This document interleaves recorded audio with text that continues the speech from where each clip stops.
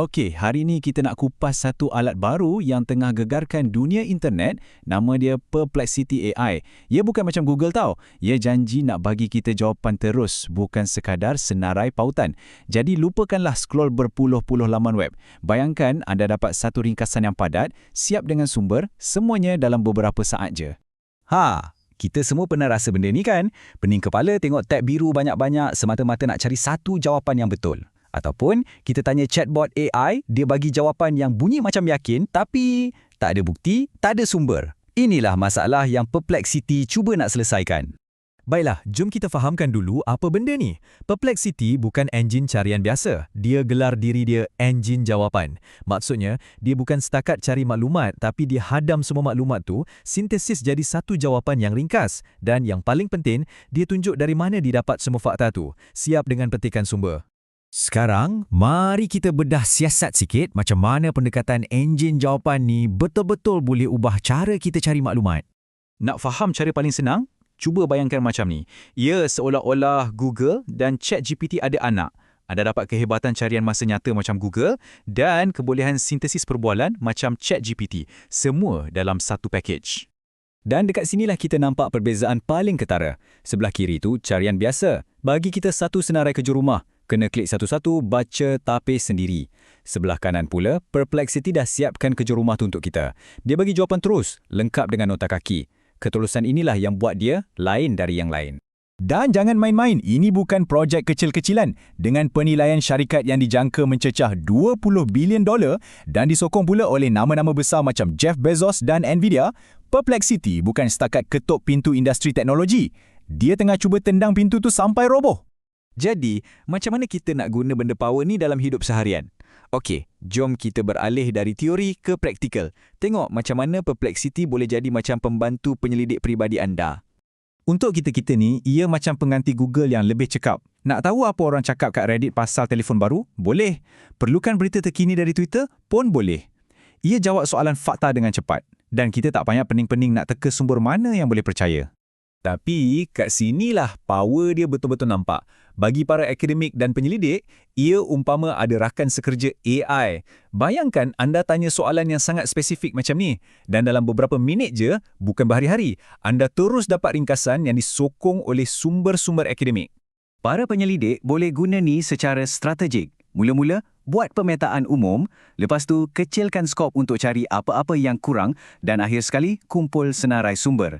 Ia pada asasnya macam pengimbas radar literatur yang boleh percepatkan fasa awal mana-mana projek penyelidikan dengan sangat-sangat drastik. Tapi tunggu, ada lagi. Bukan setakat carian asas, Perplexity juga ada sediakan satu set alatan untuk pengguna pakar yang nak lebih banyak kawalan.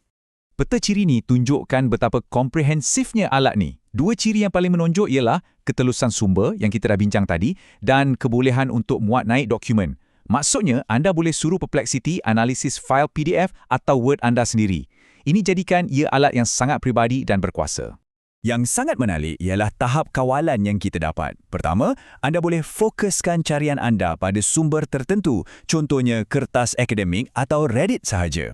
Kedua, anda boleh muat naik fail anda sendiri untuk dianalisis. Dan ketiga, anda boleh pilih model AI yang berbeza di belakang tabir. Ini tahap penyesuaian yang kita tak pernah nampak dalam mana-mana enjin carian sebelum ni. Walau bagaimanapun, kejayaan pantas Perplexity ni bukannya tanpa masalah. Sekarang, jom kita beralih ke sisi gelap cerita ni. Kontroversi yang menyelubungi syarikat ni, terutamanya isu etika dan undang-undang tentang cara ia dapatkan data. Garis masa ni jelas menunjukkan macam mana masalah ni makin menjadi-jadi. Ia bermula dengan tuduhan plagiarisme dari Forbes dan sekarang Perplexity berdepan dengan tindakan undang-undang dari beberapa organisasi media terbesar di dunia. Tuduhan utama mereka, Perplexity langgar hak cipta dengan ringkaskan kandungan mereka tanpa izin atau bayaran yang pada asasnya mencuri trafik dan pendapatan mereka. Punca kontroversi ni sebenarnya agak teknikal. Bayangkan setiap laman web ada pasang papan tanda dilarang masuk untuk bot. Fail yang ada papan tanda ni dipanggil robots.txt. Nah, Perplexity dituduh guna perangkap web yang menyamar untuk buat-buat tak nampak papan tanda ni dan ambil data tanpa kebenaran. Ia macam guna kunci pendua untuk masuk rumah orang tanpa dijemput. Petikan dari Matthew Prince, CEO Cloudflare, sebuah syarikat yang uruskan sebahagian besar trafik internet dunia, memang pedas. Bila dia kata taktik Perplexity ni lebih macam penggodam berbanding syarikat yang sah, kata-kata dia tu ada beratnya. Ia seolah-olah menggambarkan Perplexity sebagai sebuah syarikat yang sanggup langgar peraturan demi mendapatkan data. Semua ini membawa kita kepada satu dilema besar yang dicetuskan oleh teknologi macam Perplexity. Dekat mana kita nak letak garisan antara inovasi yang membawa kebaikan dengan integriti maklumat? Persoalannya sekarang bukan lagi sama ada enjin jawapan AI ni akan wujud, tapi macam mana ia akan wujud? Adakah satu model bisnes yang dibina atas ringkasan kandungan boleh wujud secara harmoni dengan mereka yang bersusah payah laburkan masa dan wang untuk cipta kandungan tu? Atau adakah ini satu pertarungan di mana mesti ada satu pihak yang akan kalah? Pada akhirnya, Perplexity ni lebih dari sekadar alat baru. Ia umpama cermin yang memaksa kita untuk soal balik nilai sebenar maklumat dalam zaman AI ni.